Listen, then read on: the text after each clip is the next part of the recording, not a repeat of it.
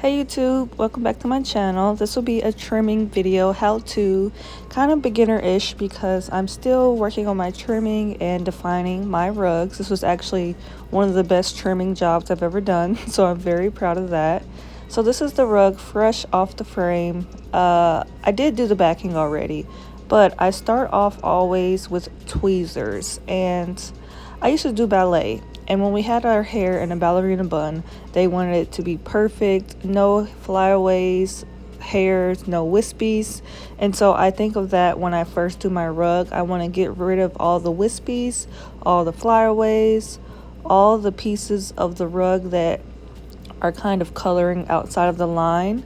You will be surprised with how often you'll get colors that should not be, a few inches away from the group and they kind of found their way to the bottom or to the side or in the background just because pieces of the tufting rug fall on the frame and then you may tuft over it and it is then like your hot pink may be in a light pink spot in the corner or what have you. So I'm very meticulous with going through, looking very closely, making sure no fibers are out of place.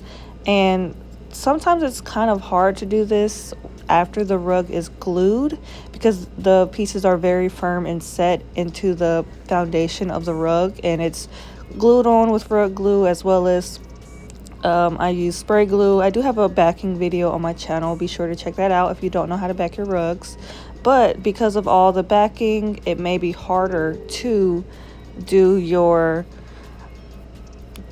trimming and pulling fibers out. So if you want to, you can do this step while your rug is still on the frame, which can kind of be a hit or miss. If you do it on the frame, sometimes you can pull out too much or you can kind of mess up the design in the rug.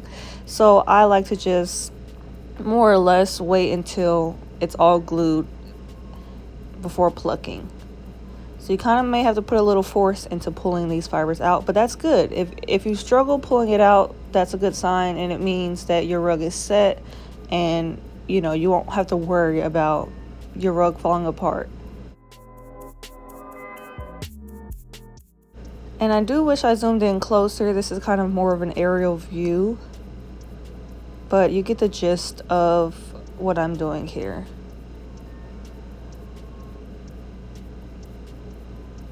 And there's no rhyme or reason to this. Sometimes I pluck it out with tweezers. Sometimes I do have to get those silver scissors that are very, very pointy. Those are like my favorite go-to scissors because they really get into the nitty-gritty detail and I'm able to pluck out fibers or cut them out. And when you cut them out, if you really don't want it there, I would recommend cutting down to the root of it where it's touching the glue. Whereas if you just cut the surface level, you may still be able to see the rug fiber color that is out of place.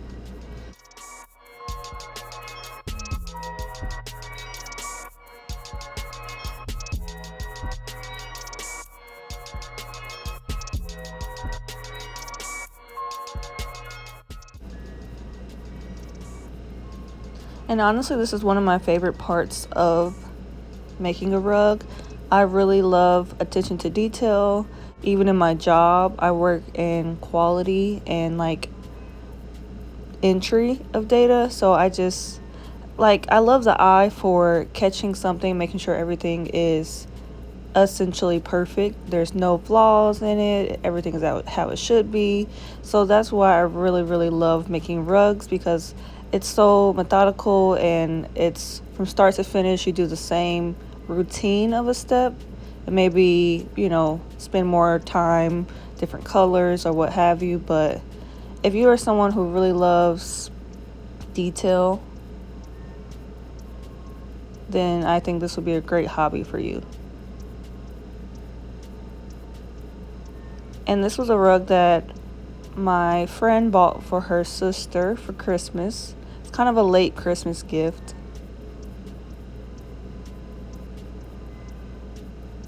So I have these shears that are actually advertised as dog clippers And I think now some of the brands may rebrand them as rug shears, but essentially it's the same thing. It's very great quality shears. It comes with this level guide, which honestly, I use it sometimes, but it's like hit or miss. Sometimes I don't use a level and then I nick off way too much because my hand is unsteady or my hand slips. But sometimes the level can be very good for like your first layer of trimming, just to get everything flat on one level. But after that, I kind of freehand my rugs. And I'm still working on my definition of rugs. This is actually, as I said, one of the best rugs I've ever trimmed, because I'm working on that 3D effect. It's honestly very difficult for me to do because you have to angle your shears at a certain degree, and if you cut off too much, then like you can't go back. It's like cutting your hair, you know? It's kind of worse than cutting your hair, because at least if you cut your hair, you can like get a wig or get a weave. But if you cut off too much of your rug, there's no coming back at all. So trimming can be very difficult, and this video is only like 20 minutes long, but the whole process took me about an hour and a half to do. So it can be kind of tedious depending on like how perfect you want it to be. But I learned that you have to essentially hold the shears like a pencil. Like for some reason, for like the past year, that was not clicking for me. I was thinking that you had to shave it right on or more vertical.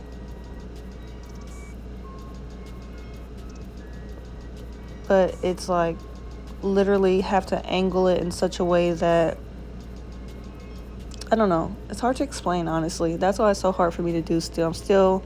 That's why I said this video is kind of for beginners, because we're learning together. And if you just watch the way that my wrist is kind of tilting and angling, I was starting to get the hang of it towards the end.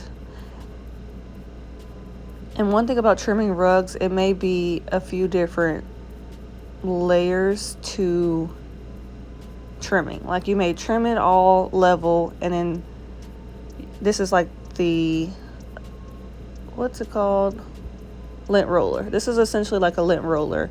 So then you may lint roll everything off, and then you may cut some more pieces and then lint roll it off, and then trim it all again and then lint roll it off. So it's like phases to trimming your rug.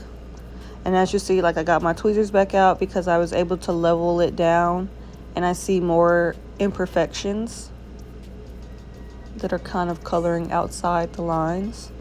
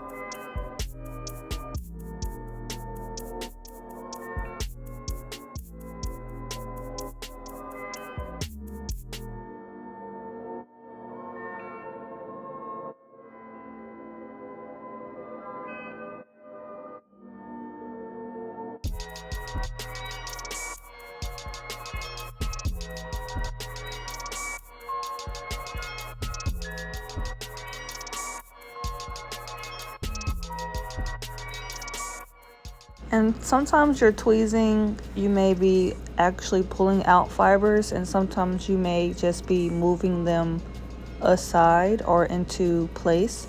So you don't always have to trim or cut out fibers that are in the wrong place. Sometimes it's more so rearranging. And I do see some tufters that have a type of pick that's super pointy and thin, and I will look into buying one of those. I need to figure out where they buy it from, but it's kind of like a pointer and kind of redirects yarn, kind of like shifting through the yarn and positioning it and pushing it to one side. You can kind of do that with your scissors or with your tweezers, but if you have like a specific pointy tool, that may be best to ensure that the rug fiber stays in that place. So now I'm trying to kind of get a little more definition, a little more, I call it 3D. I don't know what you would call it, but 3D is like very, very sharp lines in between where the colors meet. And that is my goal with trimming the rugs, is to have it as defined as possible. So I'm using the lint roller to kind of hold fibers aside, like pull it back some to trim in between those lines. And I use my thumb, which I wouldn't recommend because I could have easily cut my finger, but kind of moving one color aside so that you can define the other color.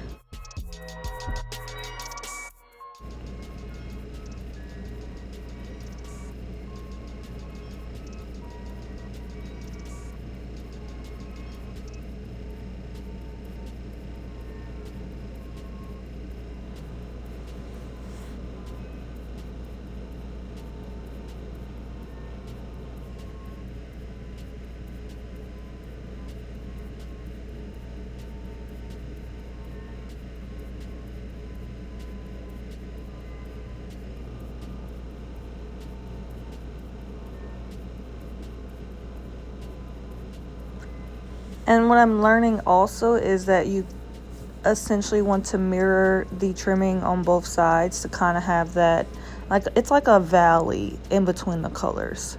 So one color is kind of swoops down and is trimmed and defined, and then you in the valley, and then you swoop up to the next color where it has the opposite mirroring effect of the trim. So that way it kind of gives you that 3D bulky effect. So that's what I'm aiming to practice here.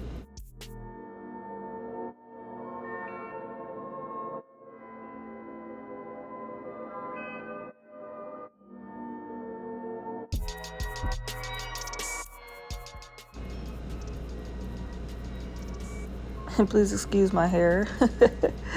I was in between a hairstyle and I was trying not to get my head too much into the frame. I'm still working on my angles of tufting because I feel like I like to get way up in, eyes glued to my frame, eyes glued to my rug, the trimming. Like, I need to get as close as possible. Sometimes I literally leave with yarn fibers in my eyeball that I have to get out and it hurts. So please excuse my head that's in the way.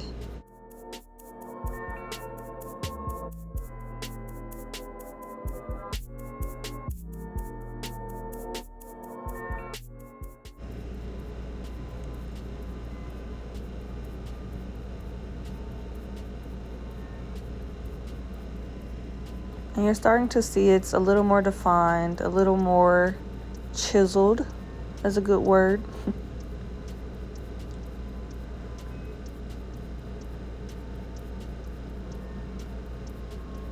And I have had trimming where I was trimming so long that, oh, I had to turn on the light. It got a little dark.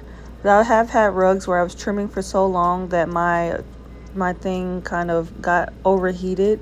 So definitely don't make your, like, it's plugged into the wall, so it didn't necessarily die out, but it just like got way too hot and I didn't want it to like stop working on me. So, and that's the same thing with tufting. You kind of want to, you know, if you feel like you got way too much trimming to do and you want to spend a whole nother hour on it, I would recommend letting it cool off a bit. And when you trim, you do have fibers all over the place. I like to look at the back of the rug and use it as a guide to trim my borders so that it allows you to make sure you have a certain width of perimeter equally around the whole rug. And I use this lint roller. I have like a real lint roller, but I really like this one because it kind of forcefully pulls instead of just skimming on top. So I use a lint roller for the back. I'm cleaning off the desk so that it doesn't get right back on the back of it. And here's my actual lint roller to get those fibers.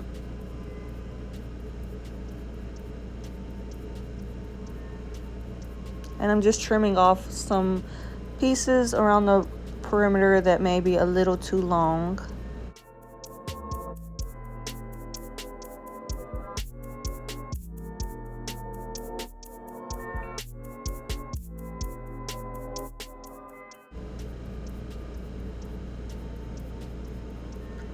And the good famous Duckbill scissors just to level out the fibers as well, because you'd be surprised with, even if you do all this trimming, sometimes it's still a bit unlevel. So as I said, it's various phases of trimming. And I really like to put kind of some force into when I use the more wooden metal lint roller. Use a little bit of force to make sure that I'm pulling out the fiber so that when it goes to my customer, it's not like, you should expect subtle shedding, but you don't want it to be looking how it just was when I was trimming. Like, you shouldn't have all that fibers coming off of it. So definitely put some force in it, scrape it along front and back, side to side, each direction, so that whatever loose fibers did not get glued down or taken off before you ship or deliver your rug to your customer.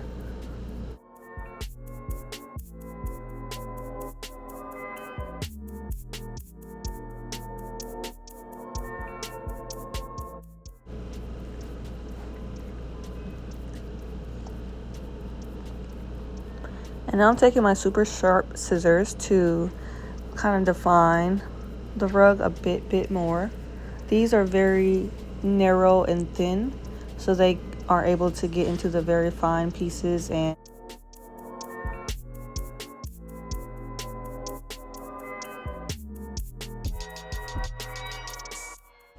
so this is able to get like the very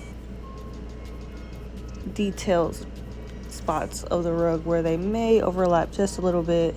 But if I use the razor, it'll cut off too much, so I use these metal scissors to get those nitty-gritty details.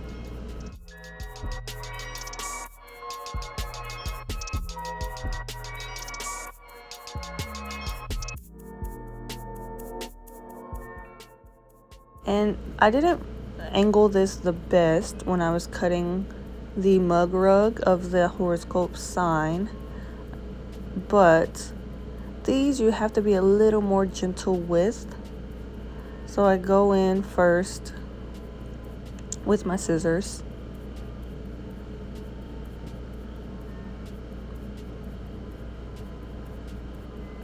And here I'm trying to just define my lines. This one was really tricky because I only have so much light pink surface area to work with.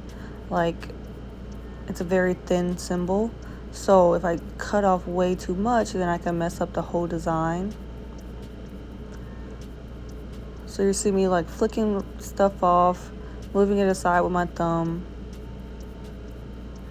And this one I had to go much slower with. And I had to really angle it with just the corner of the trimmer. So this did help me practice my trimming skills much more than even the rug that I was just trimming, because of the super fine detail. And sorry, I did have to hold it up to my face. I'll try to angle that a bit better. But then I'm using the tweezers to pluck out those extra fibers and to move some fibers around, getting my scissors in there to define the areas where I don't want to risk cutting off too much with the razor.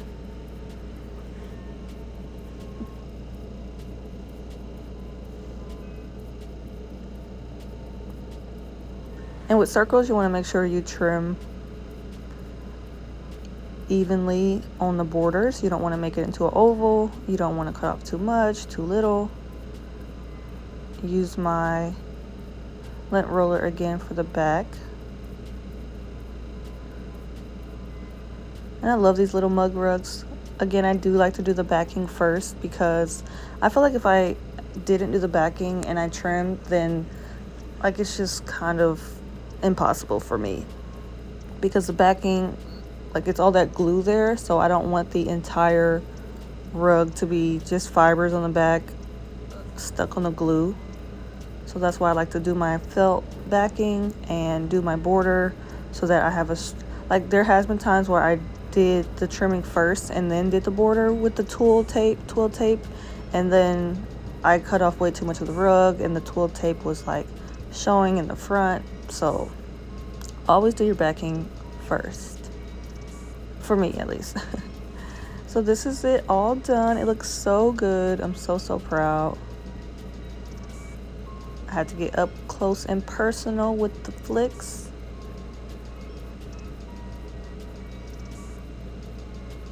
And you can see like the thickness of the rug part.